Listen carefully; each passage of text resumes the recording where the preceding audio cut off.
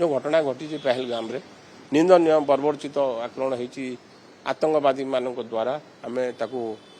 जिते निंदा कले मुझे आगे निंदा करुच्ची जिते निंदा कले बहुत कम अच्छी आम गहन आमर मेम्बर माने सेक्रेटरी आमर तैमुल हुसैन तनवीर बाबू समस्ते अच्छा आम समस्ते ये कछु देश सहित अच्छु कहने देश प्रति आमर बलिदान रक्त बहुत से कथा कहले आमको बहुत समय लगे आज भी मुसलमान बलि दवा रक्त दवा देश ये माटी आज भी आम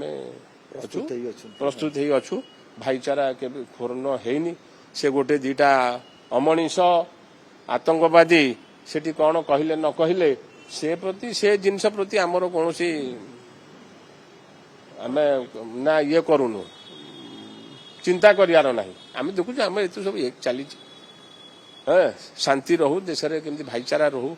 भाईचारा दिन दिन जाऊँगी एवं प्रधानमंत्री माननीय नरेंद्र मोदी विरोधी दल नेता राहुल गांधी उभय को निवेदन करुच्ची एवं अलग जो माने आंचलिक दल रहिले बाच्य दल रहिले से मुखिया मानक निवेदन करुच्ची एकाठी बसी यार जवाब दबाक पड़ो ना जवाब नदेले शत्रु को जवाब नदेले आज्ञा देश सुरक्षित रहिबार अछि गोटे हिंदी गीत अच्छी मानो तो गंगा जल ना मानो तो बहता पानी से गंगा रे आज्ञा साधु स्नान करे मौलवी ओजू करती नमाज पूर्व जो गोड़ा हाथ पवित्र हुए धुआईगिरी तेणु ये देश वाला से ये गंगा जमुना का तहजीब है ये संपर्क आम रोचु एवं आज ये प्लाटफर्म माध्यम आम निंदा करुचे बड़े आक्रमण को से मुसलमान नुहति से जहाँ कहले जड़े बंधु नामधारी मुसलमान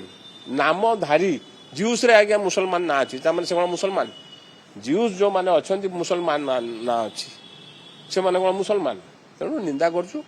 एवं उचित शिक्षा देवा दरकार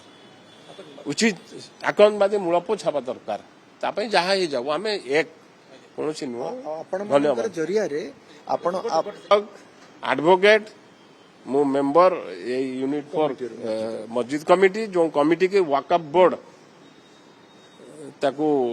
सिलेक्शन करी सरकार द्वारा नियुक्ति ये जो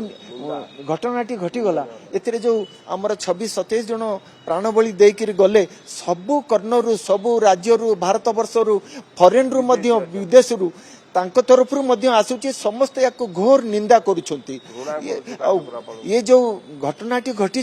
एक विरल एक इतिहास रे लिपिबद्ध होई रहइबो ये जो घटना घटी तेणु भविष्य में ये जिनिस नहब आ सतर्कता नहीं कि आम समस्ते रहिबा आ सरकार भी मध्य उचित पदक्षेप नेबे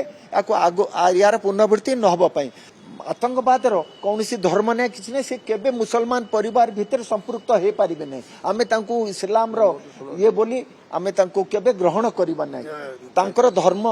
अलगा से जो अलग बाटर सदा बेले गंडगोल करिया मनोवृत्ति रही था तेणु आमर अनुरोध से निवृत्त रहतु कुरान कहूँ जदि गोटे निरीह लोकर प्राण दि जाए इट इज इक्विवेलेंट टू